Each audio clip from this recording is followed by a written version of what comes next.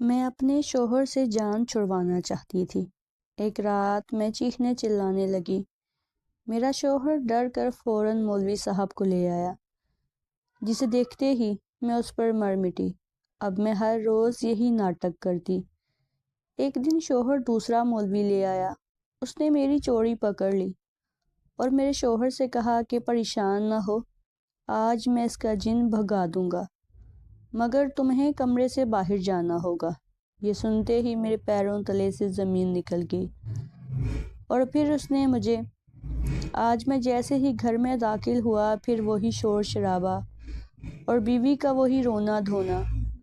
اماں تو اس روز کی بیماری سے تنگ ہی آ چکی تھی۔ اب میں بھی تھکنے لگا تھا۔ جمعرات کے دن میں جیسے ہی گھر میں داخل ہوتا، میری بیوی کی حالت خراب ہوتی۔ اسے دورہ پڑ جاتا اور پھر مجھے اسے مولوی صاحب کے پاس لے جانا پڑتا۔ آج بھی میں گھر میں داخل ہوا تو حالات مختلف نہ تھے۔ میری بیوی سر پکڑے بیٹھی تھی، کبھی اپنے بال نوچتی تو کبھی اپنے حلق سے عجیب سی آوازیں نکالتی۔ اماں تو اس کی حالت دیکھ کر گھبرا جاتی تھی۔ بہرحال میں نے اپنی گاڑی نکالی۔ اماں سنبل کو سنبھالتی ہوئی گاڑی تک لے آئیں۔ سنبل کی حالت بہت زیادہ خراب ہو چکی تھی۔ میں گاڑی بھگاتا ہوا اسے مولوی صاحب کے آستانے پر لے گیا۔ مولوی صاحب شہر کے نوجوان مگر جانے مانے مفتی صاحب تھے۔ ان کے پاس جو بھی جاتا اسے ضرور شفا ملتی۔ میری بیوی کا معاملہ بھی کچھ مختلف نہ تھا۔ ہر جمعرات اسے مولوی صاحب کے پاس لے جاتا اور وہ اسے دم ڈالتے تو وہ ٹھیک ہو جاتی۔ میں تو اسی پر خوش تھا کہ چلو زندگی میں سکون تو ہے، ہفتے کے باقی دن آرام سے کٹ جاتے ہیں۔ خیر مولوی صاحب کے آستانے پر پہنچ کر میں نے اور امی نے اس کو ان کے آستانے میں چھوڑا اور خود باہر آ کر بیٹھ گئی۔ اماں بھی پریشان تھی۔ ہر بار جب بھی سنبل مولوی صاحب کے ساتھ جاتی، اسے آدھا گھنٹہ لگ جاتا۔ مولوی صاحب دم کرتے اور اسے باہر بھیج دیتے، بلکہ یوں کہیے کہ وہ ٹھیک ٹھاک باہر آ جاتی۔ مگر آج آدھے گھنٹے سے زیادہ ہو گیا تھا، سنبل ابھی تک باہر نہ آئی تھی۔ میں مجبوراً خود ہی آگے بڑھ کر مولوی صاحب کے آستانے کی طرف بڑھا تو مجھے سنبل کے قدموں کی آواز آئی اور وہ آستانے سے باہر آ گئی۔ وہ مکمل ٹھیک ٹھاک تھی، مگر اس کے چہرے پر عجیب سی پریشانی تھی جسے میں سمجھ نہیں سکا۔ بہرحال میں اسے گاڑی میں بٹھا کر گھر واپس لے گیا۔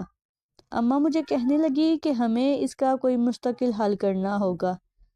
کل کو مولوی صاحب نہیں ہوں گے تو ہم کیا کریں گے؟ ساری زندگی تو ہم یوں درباروں کے چکر نہیں لگا سکتے۔ بہتر ہے تم مولوی صاحب سے خود بات کرو اور ان سے کوئی تعویذ لے کر دو جس سے یہ ٹھیک ہو جائے۔ بہرحال میں نے سوچا اگلے دن دیکھی جائے گی۔ اگلی جمعرات آئی، سنبل کی حالت پھر خراب ہو گئی۔ میں اسے لے کر مولوی صاحب کے آستانے پر پہنچا تو جیسے ہی آستانے کے اندر قدم رکھا مجھے مایوسی ہوئی، کیونکہ اب کی بار مولوی صاحب وہاں موجود نہیں تھے۔ ان کی جگہ کوئی ادھیڑ عمر آدمی تھا، یہ بھی حلیے اور شکل سے مفتی ہی لگتا تھا، مگر میں یہ نہیں جانتا تھا کہ ان کے پاس میری بیوی کا علاج ہے بھی یا نہیں۔ خیر میں نے سنبل کو اندر جانے کو کہا۔ سنبل اندر گئی۔ اس کی حالت بہت خراب تھی، مگر 2-3 منٹ بعد جب وہ آستانے سے نکلی اس کے چہرے پر گھبراہٹ تھی اور وہ بالکل ٹھیک ٹھاک تھی۔ اس کا انداز بتا رہا تھا کہ اس کی طبیعت تو بحال ہو گئی ہے، مگر ابھی تک وہ بہت خوفزدہ تھی۔ اسی اثناء میں مولوی صاحب بھی اٹھ کر باہر آ گئے۔ کیسے ہیں آپ لوگ؟ انہوں نے ہمیں سلام دعا کے بعد پوچھا۔ تب میری اماں بتانے لگی کہ میری بہو کو مستقل ایک مسئلہ ہے۔ جمعرات کو اس کی حالت خراب ہو جاتی ہے، پھر اسے مولوی صاحب کے پاس لانا پڑتا تھا، مگر ہم چاہتے ہیں کہ اس کا کوئی مستقل علاج ہو جائے۔ مولوی صاحب نے اماں کی بات دھیان سے سنی اور بولے کوئی مسئلہ نہیں، آپ کو 3 دن اور 3 راتوں کا چلہ کاٹنا پڑے گا، لیکن اس میں بہت احتیاط اور دھیان کی ضرورت ہوگی، ساتھ ہی آپ کو یہ لوازمات بھی چاہیے۔ مولوی صاحب نے جب لوازمات کی فہرست بتائی، اماں کا تو سر گھوم گیا۔ بولی یہ تو میں نہیں کر سکتی، اگر آپ ہماری طرف سے یہ چلہ کر دیں ہم آپ کو ساری چیزیں مہیا کر دیں گے یا ان کی قیمت ادا کر دیں گے۔ مولوی صاحب بولے ٹھیک ہے، میں یہ چلہ خود ہی اپنی طرف سے کر لوں گا، لیکن اس کے لیے آپ کو سنبل کو میرے استانے پر چھوڑنا پڑے گا۔ مجھے اور اماں کو تو مولوی صاحب کی مہارت پر پہلے یقین ہو گیا تھا، کیونکہ جس طرح 5 منٹ میں سنبل کی حالت بہتر ہوئی تھی، اس سے پہلے والے مولوی صاحب کے ہاں ایسا نہیں ہوتا تھا۔ وہ آدھا 1.5 گھنٹہ دم کرتے، تب جا کر کہیں اس کی حالت سنبھلتی۔ اب کی بار سنبل بالکل درست تھی، اس کی حالت بالکل ٹھیک تھی، البتہ وہ ذرا سہمی ہوئی تھی۔ مولوی صاحب کہنے لگے کہ آپ کی بیوی کو 3 دن تک استانے پر رہنا پڑے گا، تب جا کر اس کا مستقل علاج ہو سکے گا۔ اس پر جو سایہ عاشق ہے، اسے بھگانے میں مجھے کافی محنت لگے گی۔ ایسے میں مریضہ کا یہاں ہونا موجود ہے۔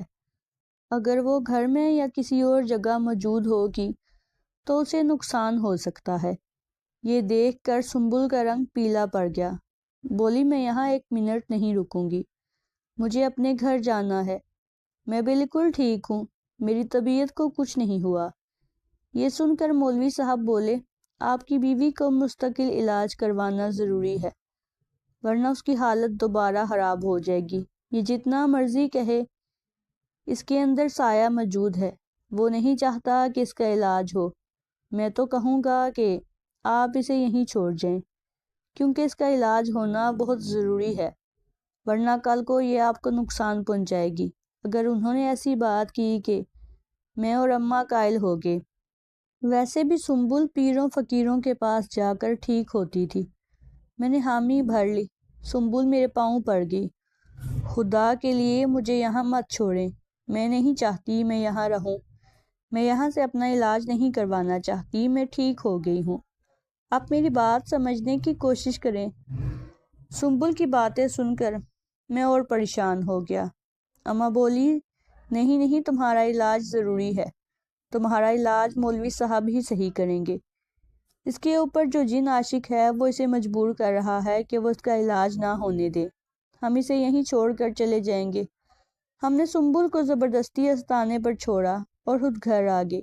مولوی صاحب نے 3 رات کا چلہ کاٹنا تھا، اس کے بعد سنبل کی حالت صحیح ہو جاتی۔ آج چلے کی پہلی رات تھی۔ مجھے بہت بے چینی سی ہو رہی تھی۔ اماں اپنے کمرے میں سو رہی تھی۔ میں سنبل سے اپنی شادی کے بارے میں سوچ رہا تھا۔ میری جب سنبل سے شادی ہوئی تھی، وہ انتہائی خوبصورت اور کم عمر لڑکی تھی۔ اس کے حسن کا کوئی ثانی نہیں تھا۔ اس کے ابا نے وفات کے 2 دن پہلے میرا نکاح اس کے ساتھ کر دیا۔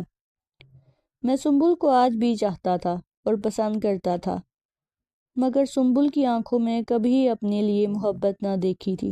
جب سنبل بیاہ کر آئی، وہ بہت کم عمر تھی، اسے کسی بات کا پتہ نہ تھا۔ مجھے اس کی معصومیت سے عشق ہو گیا، لیکن پھر رفتہ رفتہ سنبل کی حالت بگڑنے لگی۔ میں اس کی اس حالت سے تنگ آ گیا تھا۔ البتہ مولوی صاحب کے پاس جاتے ہی اس کی طبیعت سنبھل جاتی تھی۔ میں بہت پریشان تھا۔ ابھی میری آنکھ لگی تھی کہ اماں کے کمرے سے مجھے آواز آئی۔ میں اٹھ کر بیٹھا تو اماں کے کمرے سے مسلسل آواز آ رہی تھی۔ میں بھاگتا ہوا ان کے پاس گیا، دیکھا تو وہ اپنے سینے پر ہاتھ رکھے بیٹھی تھی، ان کے ماتھے پر پسینہ تھا۔ میں نے گھبرا کر پوچھا اماں طبیعت تو ٹھیک ہے؟ بولی بیٹا میرا دل گھبرا رہا ہے سنبل کے بارے میں، نہ جانے وہ مولوی کیسا ہوگا۔ ہم اسے وہاں چھوڑ تو آئے ہیں بیٹا، لیکن ہمیں یہ بھی تو دیکھنا چاہیے تھا کہ وہ کتنا منع کر رہی تھی کہ اسے وہاں نہیں رکنا، اور پھر ایک جوان عورت کو اس طرح آستانے پر ایک پیر فقیر کے پاس چھوڑ کر آنا کہاں کی عقل مندی ہے۔ اماں نے اب یہ بات کہی تھی، حالانکہ اس سے پہلے ہم پیروں فقیروں کے بارے میں ایسی کسی بات پر یقین نہ رکھتے تھے، ہماری بڑی عقیدت تھی، اور ویسے بھی ہم جہاں گئے تھے وہاں کی شہرت انتہائی اچھی تھی۔ ایسا واقعہ پہلے کبھی نہیں ہوا تھا، نہ ہی وہاں آنے والے پیروں فقیروں کے بارے میں کبھی ہم نے کوئی غلط بات سنی تھی، مگر پھر بھی اسلام میں کچھ حدود قائم ہیں، ان حدود کی پابندی کرنا ضروری ہے۔ چاہے انسان نیک ہو یا بد ہو۔ مجھے بھی اس وقت احساس ہوا کہ ہم نے غلط کیا۔ ہمیں سنبل کو ایسے مولوی صاحب کے پاس چھوڑ کر نہیں آنا چاہیے تھا۔ اسے کوئی ایسی بات محسوس ہوئی تو اس نے ہمیں منع کیا کہ وہ پیر صاحب کے پاس نہیں رکنا چاہتی۔ ویسے بھی پہلے والے پیر صاحب بھی تو دم کر کے بھیج دیا کرتے تھے۔ 3 راتوں کے چلے کی سمجھ نہ آ رہی تھی۔ اماں کے کہنے پر میں نے گاڑی نکالی۔ وہ میرے ساتھ ہی پچھلی سیٹ پر بیٹھ گئیں۔ انہیں لے کر میں پیر صاحب کے آستانے پر پہنچا تو دیکھا وہاں ہلکی ہلکی روشنی تھی۔ سب لوگ جا چکے تھے، جبکہ پیر صاحب کا کہنا تھا کہ رات کو یہاں کچھ عورتیں آئیں گی۔ ان کی موجودگی میں ہی وہ میری بیوی کا چلہ کاٹیں گے اور یہ ان کی معاون ہوگی۔ پیر صاحب کے آستانے کی روشنی بند تھی۔ ہم لوگ بڑے پریشان ہوئے کہ پتہ نہیں پیر صاحب سنبل کو لے کے کہاں چلے گئے ہیں۔ میں نے اماں کو گاڑی میں رکنے کو کہا اور پھر چلتا ہوا پیر صاحب کے آستانے پر چلا گیا۔ وہاں پر جا کر دیکھا تو ایک مزاور کھڑا تھا۔ بولا میں کسی مرد کو اکیلے اندر جانے کی اجازت نہیں دے سکتا۔ یہاں خواتین آتی ہیں، ان کے چلے ہوتے ہیں، ان پر مختلف عوامل کیے جاتے ہیں۔ بہتر ہے کہ آپ لوگ یہاں سے چلے جائیں۔ کل دن کے وقت آئیے گا۔ تب مجھے محسوس ہوا کہ واقعہ ہی دال میں کچھ کالا ہے۔ میں نے اماں سے کہا آپ بھی آ جائیں۔ اب تو مزاور کو کوئی اعتراض نہیں ہونا چاہیے تھا، مگر خلاف توقع وہ مجھ سے لڑنے لگا۔ بولا کوئی عورت بھی اندر نہیں جا سکتی، اس وقت چلے جائیں، کل دن میں آ جائیے گا۔ مگر میں اس کے سر ہو گیا، اماں کو اندر بھیجا اور خود اسے باتوں میں لگا لیا۔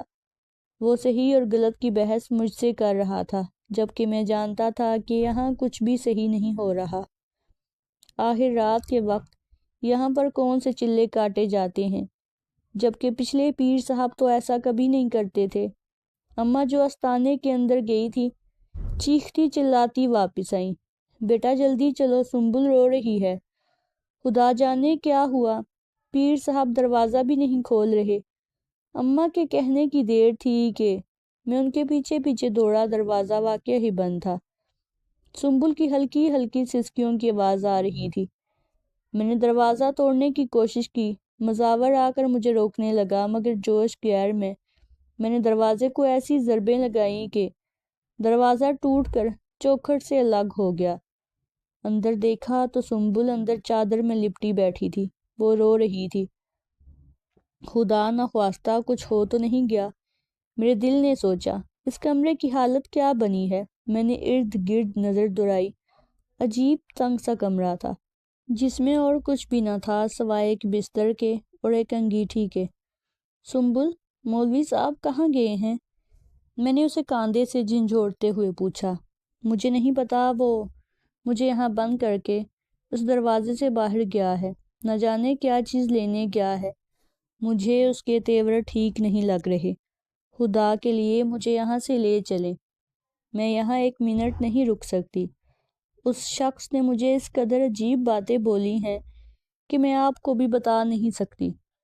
سنبل نے مجھے یہ سب بتایا تو میرا غصہ 7ویں آسمان کو چھونے لگا۔ پولیس میں میرا جاننے والا ایک دوست تھا، میں نے اسی وقت اسے فون کیا۔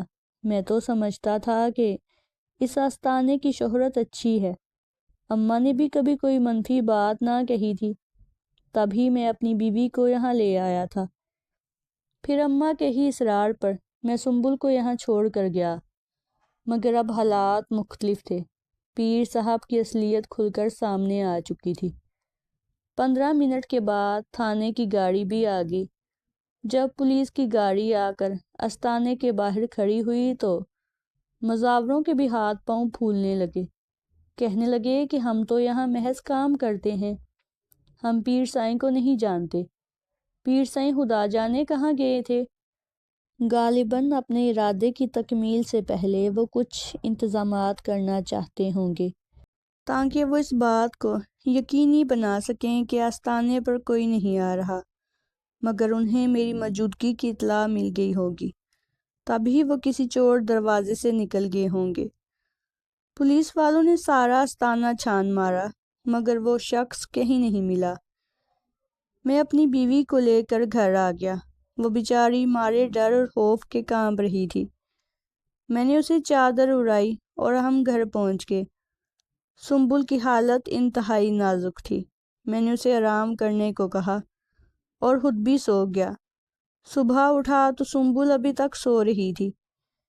میرے لیے اماں نے ناشتہ بنایا اور میں آفس چلا گیا۔ واپس آیا تو سنبل کا رو رو کر برا حال تھا۔ میں سمجھا کہ اس کی طبیعت پھر خراب ہو گئی ہے۔ اب میں اسے کسی پیر فقیر کے پاس لے جانے کے موڈ میں نہیں تھا۔ تبھی میں نے اس بات کا کوئی خاص نوٹس نہیں لیا۔ دل میں سوچ رہا تھا کہ اب جو ہوگا اللہ کے حوالے۔ میں اس کا علاج کروانے کی کوشش نہیں کروں گا۔ پیروں فقیروں کے پاس جا کر اپنی حرمت جانے سے بہتر ہے کہ عورت اپنی چار دیواری میں مر جائے۔ میرا دل عجیب سا ہو گیا تھا۔ تب سنبل آ کر میرے سامنے بیٹھ گئی۔ اس کی آنکھوں میں سرخ ڈوریاں تھیں۔ وہ مجھے روتے ہوئے دیکھ کر بولی، مجھے معاف کر دو بابر، میں نے تمہارے ساتھ بہت برا کیا۔ میں بہت ہی بری لڑکی ہوں۔ میں جتنی تم سے معافی مانگوں اتنا کم ہے۔ یہ کہتے ہی وہ میرے قدموں میں بیٹھ گئی۔ سنبل، کیا ہوا ہے؟ تم ہوش میں تو ہو؟ تمہاری طبیعت تو ٹھیک ہے نا؟ تمہیں کوئی مسئلہ ہے تو مجھے بتاؤ۔ میں نے پریشانی سے پوچھا۔ نہیں بابر، مجھے کوئی پریشانی نہیں، مجھے کوئی مسئلہ نہیں، میری طبیعت بھی خراب نہیں، ابھی تو مجھے ہوش آیا ہے۔ میں آپ کو ایک بات بتانا چاہتی ہوں، مگر وعدہ کریں اس کے بعد آپ مجھ سے نفرت نہیں کریں گے۔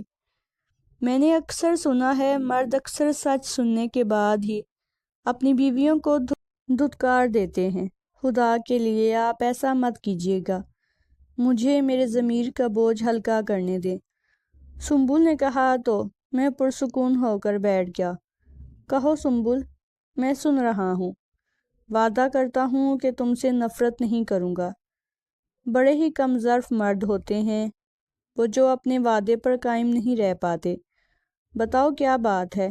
میں نے سنبل کو حوصلہ دیا تو وہ مجھے بتانے لگی، بابر، آپ تو جانتے ہیں کہ ابا کا رجحان مذہبی تھا۔ اسی وجہ سے مجھے شروع سے ہی ایسے لوگ پسند تھے جو مذہبی ہوں، ان کا انداز شائستہ ہو اور چہرے پر داڑھی ہو، مگر یہ میری محض خواہش تھی۔ ابا کے آستانے پر جو بھی شاگرد آتے میں انہیں دیدے پھاڑ پھاڑ کر دیکھتی۔ ان کے چہروں پر عجیب سا نور ہوتا تھا۔ مولوی نور کی بیٹی ہو کر میری آنکھوں میں اتنی حیا نہ تھی جتنی نوجوانوں کی آنکھوں میں ہوتی۔ ابا نہیں جانتے تھے کہ میں کس طرح کے ناول پڑھتی ہوں اور میری سوچ کتنی عجیب ہو چکی ہے۔ وہ مجھے معصوم بیٹی سمجھتے تھے۔ شاید آپ نے بھی مجھے معصوم لڑکی ہی سمجھا ہوگا، مگر ایسا نہیں تھا۔ میں ہر چیز کے بارے میں جان گئی تھی۔ زمانے کی ہوا مجھے نہ لگی تھی، مگر کتاب اور موبائل کے ذریعے میں نے پوری دنیا کی سیر کر لی۔ بس اسی وجہ سے میں دن رات کسی ایسے جیون ساتھی کے بارے میں سوچنے لگی جو ہو بہو میرے خوابوں کے جیسا ہو۔ انہی دنوں ریحان ہمارے مدرسے میں آنے لگا۔ وہ بہت اچھا طالب علم تھا۔ ابا بھی اسے بہت محبت سے پیش آتے تھے۔ وہ بھی اعلیٰ کردار کا مالک، خوش شکل اور خوبصورت، مگر جب میں نے اسے دیکھا تو میرا دل بے چین ہو گیا۔ میں اسے اپنا جیون ساتھی بنانا چاہتی تھی۔ ایک دن میں نے ہمت کر کے اس کے سامنے اظہار بھی کر دیا، میں تمہیں اپنا بنانا چاہتی ہوں۔ اس نے کانوں کو ہاتھ لگایا، دوبارہ مجھے اس بات کا ذکر کرنے سے بھی منع کیا، مگر میرے سر پر عشق کا بھوت سوار تھا۔ مگر پھر جلد ہی ابا کو میری کوششوں کا علم ہو گیا کہ میں ان کے شاگردوں کے ارد گرد منڈلاتی ہوں اور میری نظر بے حیا ہو چکی ہے۔ تب ابا نے مجھے آپ کے ساتھ بیاہ دیا۔ جب میری شادی ہوئی تو میں بالکل بھی اس شادی کے لیے رضامند نہیں تھی۔ اگرچہ آپ بھی ایک اچھے انسان تھے، مگر میرا دل آپ میں نہ لگ سکا۔ تبھی میں نے ریحان کے بارے میں سنا کہ وہ اسی علاقے میں آستانے پر گدی نشین مقرر ہو گیا ہے۔ اس آستانے کی شہرت اچھی تھی۔ میں نے اپنی طبیعت خراب کر لی اور آستانے پر پہنچنے کا راستہ کیا۔ وہاں میری ملاقات ریحان سے ہوئی۔ وہ مجھے دوبارہ یہاں دیکھ کر حیران رہ گیا۔ اس نے مجھے سمجھانے کی کوشش کی کہ میں اپنے ارادے سے باز آ جاؤں۔ میں نے کہا میں اور کچھ نہ کہوں گی، بس آدھا گھنٹہ ہر جمعرات کو تم سے بات کرنے آؤں گی۔ اس نے مجھے منع کیا، مگر میں نے کہا کہ اگر تم نے ایسا نہیں کیا تو میں زہر کھا کر اپنی جان دے دوں گی۔ ریحان بیچارہ مجبور ہو گیا اور میری مجبوری کے سامنے وہ کچھ نہ کر سکا۔ مجھے اپنے آستانے پر بلا لیتا اور میں اسے باتیں کر کے آ جاتی، مگر رفتہ رفتہ میری طلب بڑھتی گئی، یہاں تک کہ اس نیک دامن شخص نے خود ہی اپنا دامن چھڑوا لیا اور آستانے سے چلا گیا۔ جس دن دوسرے پیر صاحب آئے تھے، میں نہیں جانتی تھی کہ یہ وہ نہیں ہے۔ اندر جاتے ہی میں نے بے تکلفانہ باتیں شروع کر دی۔ جب تھوڑی دیر بعد نظر اٹھا کر دیکھا تو میری جان نکل گئی، کیونکہ وہاں تو کوئی اور کھڑا تھا۔ وہ خبیث انسان مجھے دیکھ کر ہنس رہا تھا۔ اسے میری حقیقت کا چند منٹوں میں علم ہو گیا تھا۔ اس نے مجھے دھمکی دی کہ اگر میں شور شرابہ کروں گی یا پھر یہاں سے بھاگنے کی کوشش کروں گی تو وہ آپ کو میری ساری حقیقت بتا دے گا، اور یہیں سے میری بربادی کا راستہ شروع ہوا۔ مجھے اس خبیث انسان کے آستانے پر رکنا پڑا، حالانکہ وہ انتہائی برا شخص تھا، مگر خدا نے آپ کے ذہن میں نہ جانے کیسے یہ بات ڈال دی۔ شاید میرے ابا کی کوئی نیکی کام آ گئی کہ آپ مجھے لینے آگے، ورنہ تو اس روز میں برباد ہو جاتی۔ یہ کہہ کر سنبل رونے لگی، اور میں تو اس کا چہرہ دیکھنے لگا کہ وہ کس قدر معصوم دکھتی تھی۔ مولوی صاحب کی بیٹی ہو کر اس نے اتنی بڑی بے حیائی کا کام کیا، میں تو سوچ بھی نہیں سکتا تھا۔ اب مجھے سنبل سے نفرت تو نہیں ہے، مگر پہلے والی محبت بھی نہیں رہی۔ سوچتا ہوں کیا کروں، اسے طلاق دے دوں، معاف کر دوں، یا پھر ریحان سے بات کروں کہ وہ اسے اپنے نکاح میں لے لے۔ سمجھ میں نہیں آتا کہ کیا کروں۔ ناظرین، اگر آپ کو ہماری کہانی اچھی لگی ہے تو ہماری کہانی کو زیادہ سے زیادہ لائک کر دیں، شیئر کر دیں، اور اگر ابھی تک آپ نے ہمارے چینل کو سبسکرائب نہیں کیا تو ہمارے چینل کو سبسکرائب کر دیں۔